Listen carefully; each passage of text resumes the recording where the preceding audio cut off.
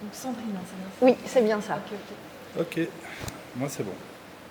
Alors voilà, si vous pouviez nous expliquer en 2-3 mots quel est votre projet et quand vous répondez en disant mon projet, vous commencez par mon projet, comme ça on a l'introduction de la parole et on peut Oui. entendre plus facilement le questionnaire et expliquer en quoi justement ce projet, le business plan qui est associé à ce projet a été ou pas influencé ou revu ou a tenu compte des considérations que vous avez découvertes ici dans le cadre de la formation sur les aspects, le volet sociétal et le volet développement durable. Donc en quoi cette formation par exemple a impacté ou a abouti à un ajustement un peu de votre projet du business plan de manière à ce qu'on comprenne en quoi le facteur sociétal et développement durable a été intégré, pris en compte et ce pourquoi, qu'est-ce qui guide vos motivations pour l'implémenter.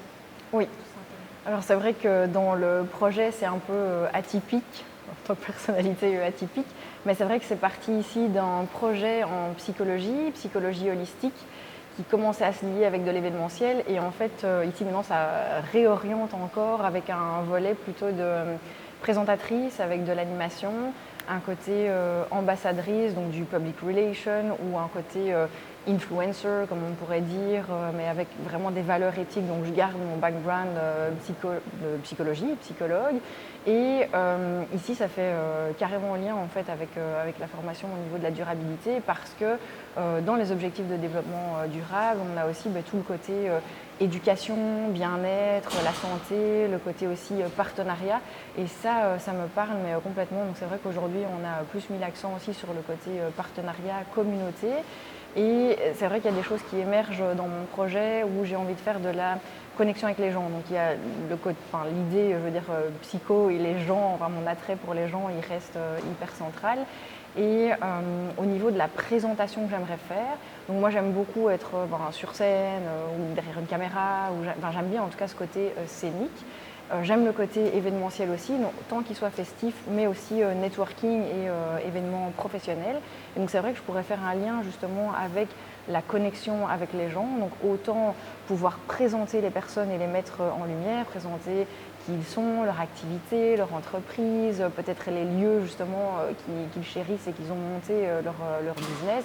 Ça pourrait être un restaurant, un hôtel, donc vraiment tout ce qui a trait à l'humain et son activité, et aussi justement avec une notion de partage et de communauté. Donc pareil, il pourrait y avoir justement une présentation, mettre ces gens-là et leurs lieux en lumière, et mettre aussi les gens en connexion. Ça, je me dis, ça pourrait être des formes de présentation, networking, regrouper les gens. Donc c'est vrai que ce côté partenariat qu'Alexandre a évoqué aujourd'hui dans la formation, je trouve ça hyper enrichissant. Et en fait, je me dis, j'avais des idées dans la création de mon projet, et je n'avais pas fait le lien directement avec les objectifs du développement durable. Pourtant, je veux dire, c'est pas que je suis pas familière à ces ODD parce que j'ai travaillé en banque juste avant. J'ai eu une fonction de business developer en crowdfunding aussi chez Hello Bank, Hello Crowd à l'époque. Et donc, on a déjà cette culture, en tout cas dans l'entreprise, parce qu'il y a toute une implémentation de l'inclusion, donc tout ce côté-là qui est fort mis en avant, l'égalité homme-femme. Donc, ce sont tous des sujets qui me touchent énormément. Et bien sûr que, en tant que femme aussi, d'évoluer dans des milieux entrepreneuriaux où on se dit la femme peut encore plus prendre sa place aussi dans ce domaine-là. Donc c'est vrai que ce sont tous des sujets en fait qui nous parlent complètement. Égalité homme-femme, place de la femme. Donc je me dis que ça rentre dans les objectifs de développement durable. Et alors tout le côté, bien-être, accessibilité à la formation, la santé et le partenariat. En fait, on se rend compte que, les idées qu'on a, ça fait carrément lien avec les objectifs de développement durable. Donc c'est vraiment bien d'avoir ce point-là en formation parce qu'on se dit, j'avais pas pensé le relier tout de suite, mais ça fait complètement sens. D'accord. Si vous deviez présenter votre projet à des personnes qui ne sont pas du tout, qui ne viennent pas du tout du même secteur que vous, et qui ne sont pas du tout familiers avec vos expériences, vous avez parlé de psychologie, vous avez parlé du domaine de la banque, et donc vous connaissez le système qualité, etc., qui implémente justement tout ça, etc. Si vous deviez expliquer votre projet à des personnes qui, par exemple, ont 18 ans, qui ne connaissent rien du tout de ces domaines-là, est-ce que vous pourriez, comment est-ce que vous Explorers. Donc, en quelques mots, votre projet, c'est quoi, à qui il s'adresse et quel serait le public que vous iriez rechercher à travers votre projet? Je pense que si c'était quelqu'un de 18 ans, ça serait très simple, c'est de dire qu'est-ce que tu regardes sur les réseaux sociaux, qu'est-ce que tu aimes bien, est-ce qu'il y a justement des personnes en lifestyle ou autre que tu regardes et qui partagent j'ai été manger ça dans ce restaurant, ou j'ai fait cette sortie-là, j'ai été boire un thé matcha, enfin voilà, on voit assez ce genre de contexte. Et en fait, j'aimerais vraiment faire un peu ce principe-là, c'est un peu peut-être journaliste. Je me dis, bon, moi j'ai pris les études de psychologie, j'ai mon master en psycho, j'ai fait le MINIF en psycho, mais les études peuvent mener à plein d'autres choses et ça vient aussi travailler par rapport à sa personnalité après, la façon dont on se construit, l'évolution qui se passe dans nos vies. Et moi, ça serait carrément ça, c'est limite, enfin, je veux dire, influenceuse, si je veux dire ça comme ça, mais avec vraiment le côté valeur et éthique. Donc il y a l'humain qui est central, ça c'est sûr. Mais ça pourrait être même aussi effectivement visiter, partir à un hôtel ou visiter un restaurant et parler justement de ce restaurant, j'aimerais bien partir de la personne, donc qui a monté ce restaurant, quelle est l'histoire derrière ce restaurant et qu'est-ce qu'on y mange. Donc aussi effectivement montrer les plats, concerts, etc., l'histoire qu'il y a dans tout ça. Donc c'est vraiment ça, c'est journaliste, parce que c'est vrai que maintenant le média télé est peut-être moins utilisé, mais donc pour les jeunes, c'est ça, c'est sur les réseaux sociaux, qui tu suis, qu'est-ce que tu vois.